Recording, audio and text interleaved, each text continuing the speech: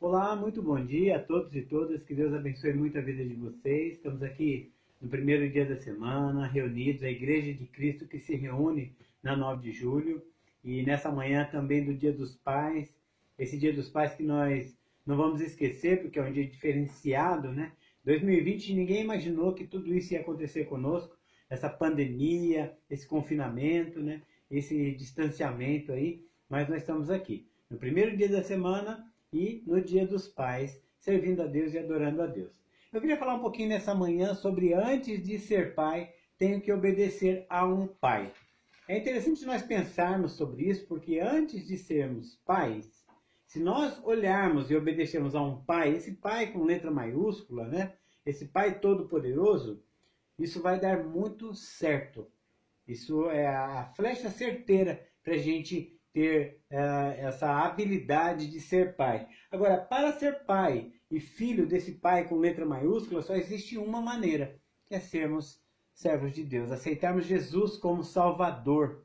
Porque Jesus é o Filho que veio e pisou na terra para nos dar essa herança, de termos essa paternidade. Então, aceite Jesus como seu Salvador, e aí sim você estará honrando e tendo, né, esse Pai com letra maiúscula, esse Pai Todo-Poderoso.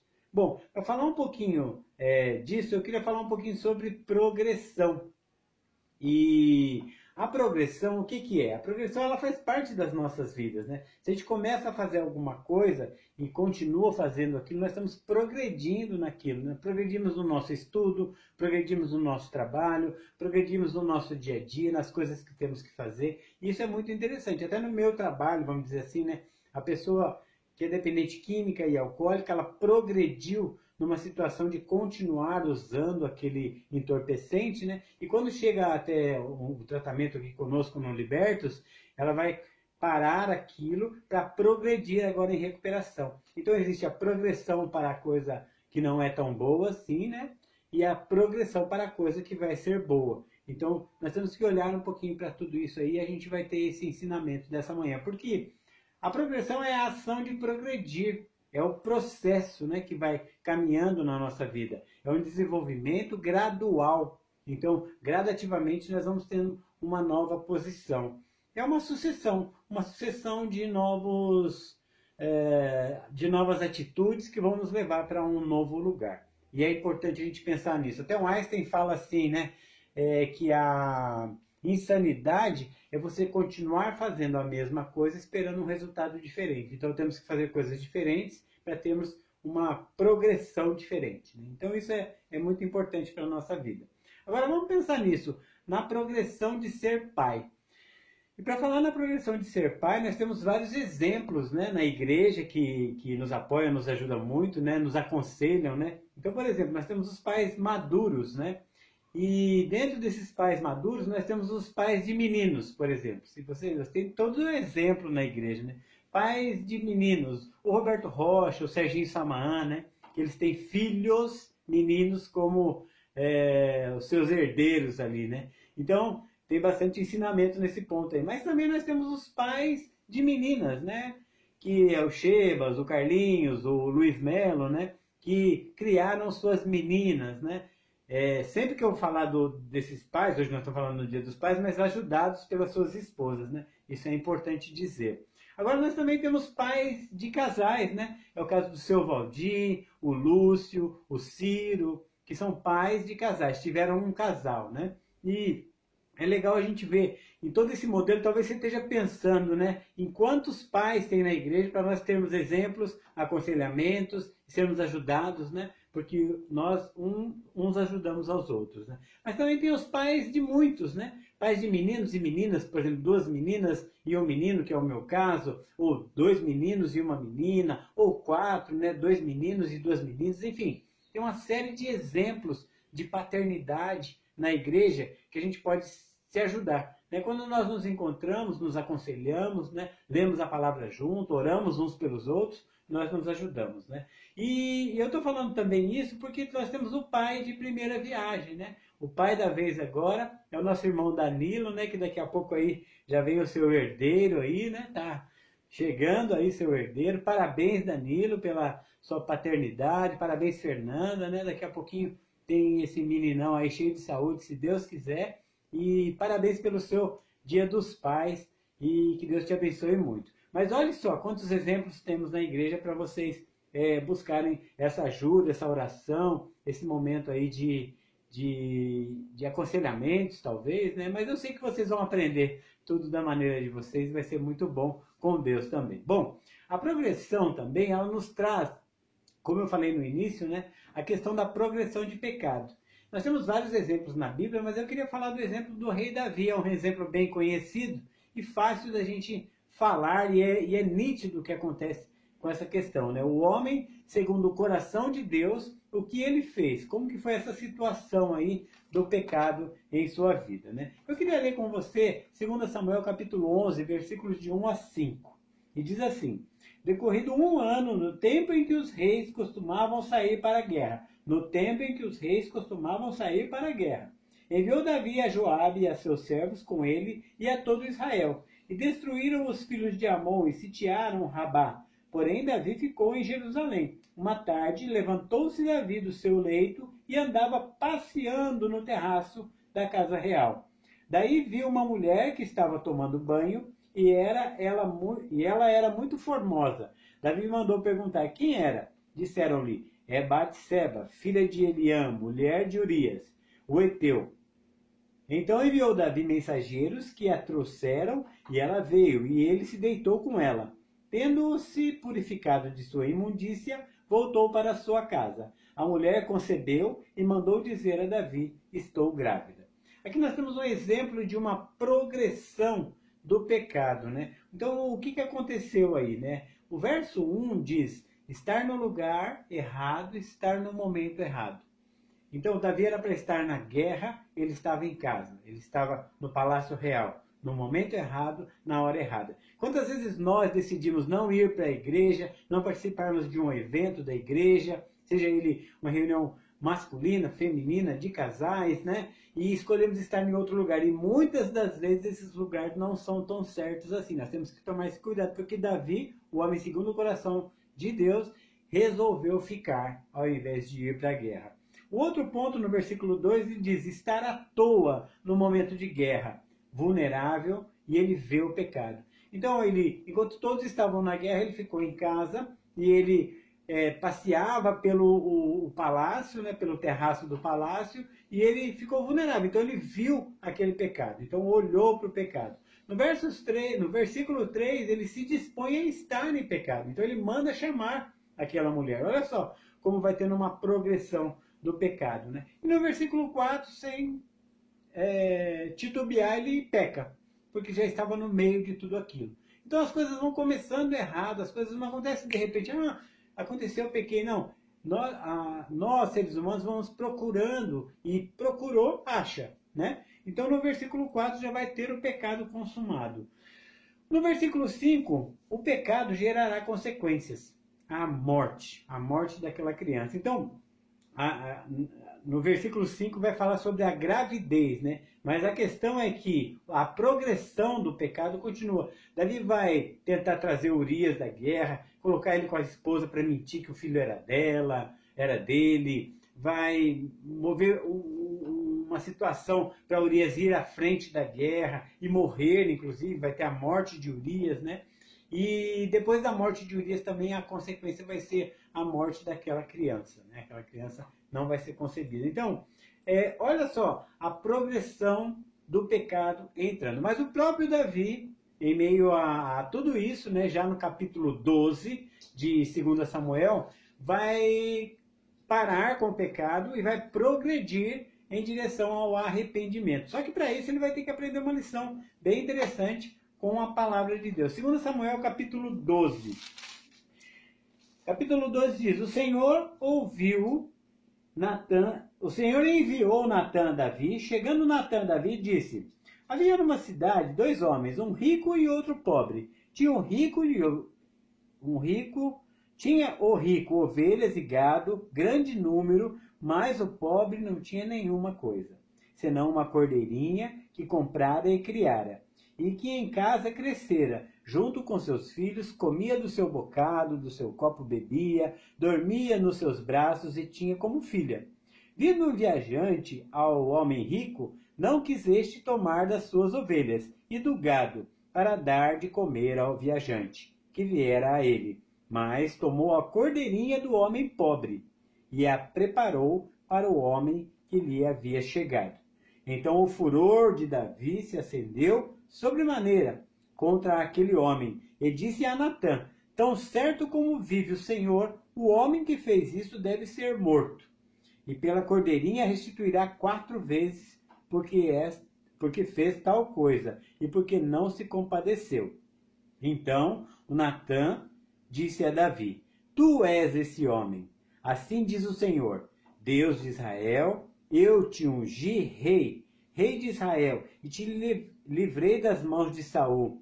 Dei-te casa e dei-te as mulheres, e teus braços também te dei a casa de Israel e de Judá. E se isto fora pouco, eu ainda teria dado muito mais. Porque, pois, desprezaste a palavra do Senhor, fazendo o que era mal perante ele. E a Urias matando. Então, vai prosseguindo aí a leitura, e a gente vai vendo que Davi vai sendo repreendido pela palavra de Natã. Davi poderia, como rei, mandar matar Natã, mas Davi ouviu a palavra de Natã. E aí no versículo, há um arrependimento, né, de Davi. No versículo 13 diz: então disse Davi a Natã: pequei contra o Senhor. E Natã disse a Davi: também o Senhor perdoou o seu pecado. Então há um arrependimento, e nesse momento é que Davi vai chorar, né, e vai acontecer uma consequência, né? No versículo 14, mas, pondo que isso deste motivo a blasfemarem os inimigos do Senhor, também o filho que nasceu morrerá. E Natã foi para sua casa. Então Natã vem, dá a mensagem para Davi, e esse filho de Batseba e Davi vai morrer. Davi vai prantear em relação a esse filho, vai chorar por esse filho, né? Então, de 1 a 3, a gente vê Natã falando com Davi, a palavra de Deus através de Natã falando com Davi, Davi se arrependendo, mas vai ter a consequência do pecado no versículo 14 e 15, a criança vai morrer. Agora, nós temos também, indo um pouquinho mais para frente, no versículos 24 e 25, depois da morte da criança, Urias também está morto, Davi chama Batseba para ficar morar com ele, então ela passa a ser a esposa dele, né? E aí ele se deita com ela e eles vão ter um filho. Esse filho vai se chamar Salomão, no versículo 24 e 25, e Davi vai entregar ele para Natã criar ele segundo a vontade de Deus. Natã muda o nome desse filho para Gedidias, que quer dizer amado pelo Senhor. E aí vai ter essa criação. Agora, tudo isso que está acontecendo, né? O pecado entra e o arrependimento também entra, e essa progressão entre o pecado e o arrependimento. Nessa passagem a gente vê isso, né? O pecado e o arrependimento. Davi se arrepende, ele é um exemplo de confiança ao Senhor, né? E por isso também, por esse pecado, em meio a tudo isso, a esse arrependimento, ele escreve o Salmo 51, que nós conhecemos muito bem, e Davi declama para Deus, né? Contra ti pequei, Senhor, eu sei, está diante de mim todos os meus pecados, e eu te peço perdão por isso. Se arrepende, né? E tem no verso 10, né? Cria em mim, ó Deus, um coração puro e renova dentro em mim um espírito inabalável. Que inclusive nós salmodiamos, cantamos, né, esse salmo de Davi nos cultos, nas adorações que fazemos, né? Então, assim como Jesus também salmodiava e cantava os salmos e falava sobre os salmos de Davi, né? Davi agora aqui está arrependido e os planos de Deus jamais falharão. Os planos de Deus, por quê? Antes de tudo isso acontecer, Davi recebeu uma outra mensagem de Natã, que está em 2 Samuel capítulo 7, versículos 12 a 17. E disse assim: quando os teus dias forem completos, Davi, e vieres a dormir, ou seja, a morrer com teus pais, então farei levantar depois de ti um dentre a tua descendência, o qual sairá das tuas entranhas. Estabelecerei o seu reino. Este edificará a sua casa em meu nome, e confirmarei o trono do seu reino para sempre. E eu lhe serei por pai, e ele será por filho. E se vier transgredir, castigá-lo-ei com vara de homens, e com açoites de filhos de homens. Mas a minha benignidade não se apartará dele, porque como atirei de Saul, a quem tirei diante de ti. Porém a tua casa e o teu reino serão firmados para sempre diante de ti. Seu trono será firme para sempre. conforme a todas essas palavras e conforme a toda esta visão. Assim falou Natan a Davi. Essa passagem vai falar sobre duas coisas. Uma é, Davi ia ter um filho, esse filho ia continuar essa genealogia, que aí no caso é Salomão, filho de Batseba, né? E dessa genealogia ia nascer homens e homens e homens até chegar nesse reinado eterno, que é o reinado de Cristo Jesus. E isso se confirma, né? Então Natan estava dando uma palavra profética, porque na genealogia de Jesus, né? Em Mateus capítulo 1 começa com essa genealogia desde Abraão, Lucas vai falar desde Adão, mas a de Mateus é desde Abraão, e começa assim o livro, né? Livro da geração de Jesus Cristo, filho de Davi. Davi, no Novo Testamento nós vemos na época de Jesus muita gente chamar Jesus de filho de Davi, tem compaixão de mim, né? Filho de Davi, quando ele entra em Jerusalém, né? Então, começa o livro de Mateus assim. Livro da geração de Jesus Cristo, filho de Davi, filho de Abraão. E vai continuar, né, essa sequência da geração, né, após Davi, e vai chegar em Jessé, que gerou o rei Davi. E o rei Davi gerou Salomão, da mulher de Urias. Isso está na minha e na sua Bíblia. Não foi escondido para ninguém, de ninguém. Da mulher de Urias nasceu Salomão. E aí continua essa genealogia, né? Continua essa inscrição aí de nomes até chegar em Jesus, né? E os versículos 16 e 17 de Mateus 1 diz: E Jacó gerou José, marido de Maria, da qual nasceu Jesus, que se chama o Cristo. De sorte que todas as gerações, desde Abraão até Davi, são 14, desde Davi até a deportação para a Babilônia são 14, e desde a deportação para a Babilônia até Cristo, 14 gerações. Então, nós vemos aí que o plano de Deus está confirmado através da mensagem de Natan, da palavra de Natan, até o nascimento de Jesus, que Salomão está nesse meio aí. Planos de Deus. Bom, aí nós pensamos assim, né? Jesus, o filho de Davi. Como eu disse, Jesus salmodiava, Jesus cantava salmos, falava de salmos, né? E o cego Bartimeu também, em Marcos 10, 47 e 48, ele diz: Filho de Davi, tem compaixão de mim, quero ser curado, né? E a entrada triunfal também em Jerusalém, né? Onde eles cantam Hosana nas alturas, em nome do rei, né? Falam também sobre o filho de Davi, em Mateus 21, 9, né? E Jesus, ele mesmo gostava de falar salmos, né? Ele citava salmos em suas palavras, até para fazer essa ligação, né? Essa cristofania, né? Como eu fui citado lá atrás e quem sou eu agora? O Filho de Deus, o Messias. Inclusive, quando ele está na cruz, uma das mais conhecidas, né? Quando ele diz: Deus meu, por que me desamparaste? Isso está em Salmo 22. É interessante a gente pensar em tudo isso, porque toda a história vem regendo, né? E é interessante o que eu falei sobre essa progressão do pecado, aí para o pecado e entra a progressão do arrependimento. Isso está na vida da humanidade, na nossa vida. Estava na vida do rei Davi e está na nossa vida também. Nós temos que olhar para isso com atenção, né? A progressão de ser pai, voltando para a progressão de ser pai, né? Tem um outro exemplo na Bíblia que é muito interessante, né? O Jó.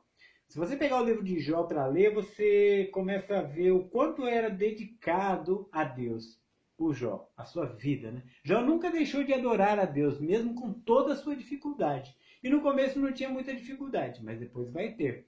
Então Jó, capítulo 1, vai falar sobre a vida de Jó, o que ele tinha e seus filhos fazendo grandes festas, né? E no versículo 5 do capítulo 1 diz: Sucedia, pois, que, decorrido o turno dos dias de seus banquetes, os banquetes de seus filhos, enviava Jó e os santificava, e se levantava de madrugada e oferecia holocausto segundo o número de todos eles, de todos os seus filhos.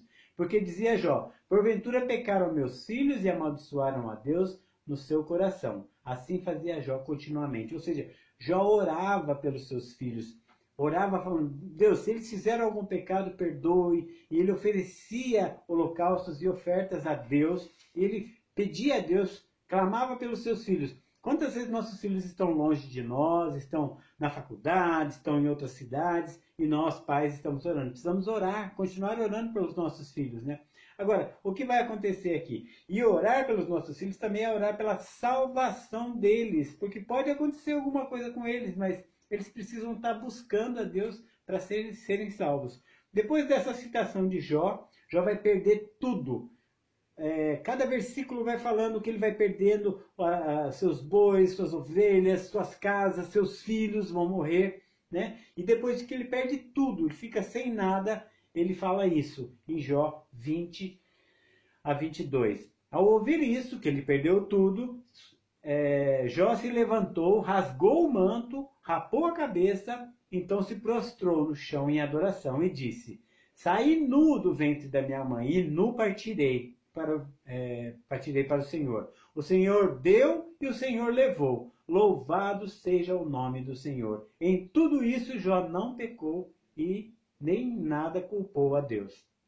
Jó continuou servindo a Deus. E depois a história de Jó vai continuar até o capítulo 42, ele sofrendo, ele sendo massacrado pelo mundo, pelas dificuldades, né? Ele pega lepra, ele fica totalmente assim, sem nada mesmo, né? Então, e não deixou de servir a Deus. Tanto é isso porque no finalzinho lá, Jó vai fazer uma confissão a Deus e também Deus vai falar com os 3 amigos de Jó, né? Vai trazer assim um momento para aqueles amigos pensarem, né? E Deus vai falar para esses amigos de Jó. No capítulo 42, versículo 8. Tomais, pois, 7 bezerros e 7 carneiros, e ide ao meu servo Jó, e oferecei holocaustos por vós.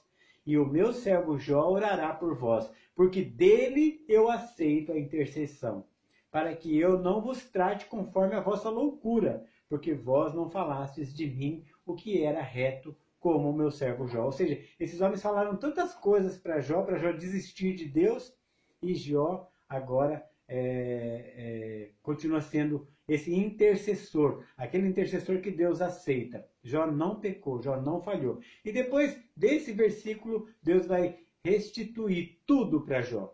Sua família, seus bens e a sua paternidade, né? Ele vai ter esses filhos de novo. E o que vai acontecer? Ele vai viver 120 anos ainda com sua família. Então, Jó não desistiu. Antes de ser pai, Jó tem um pai, né? E a ideia é essa, né? Antes de ser pai, tenho que obedecer a um pai. E aí hoje, no nosso tempo que vivemos na graça, antes de ser pai, eu tenho que entregar a minha vida a Jesus. E as outras coisas serão acrescentadas. A ideia é essa, né? A ideia é progredir em ser pai, é progredir em ter um pai eterno. E essa é a nossa história, a história do cristão. Então, ser pai é uma progressão. Não existe ex-pai, não existe ex-filho, né?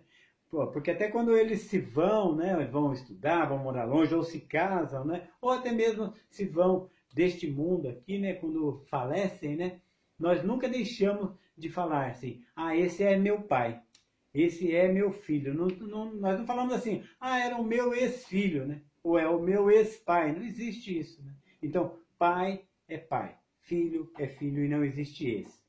Bom, enquanto não se foram, eu dou um conselho para nós todos, né? Segura o seu filho no colo, sorria, abrace seu pai enquanto ele está aqui. Em nome de Jesus. Tenha um bom domingo, feliz Dia dos Pais.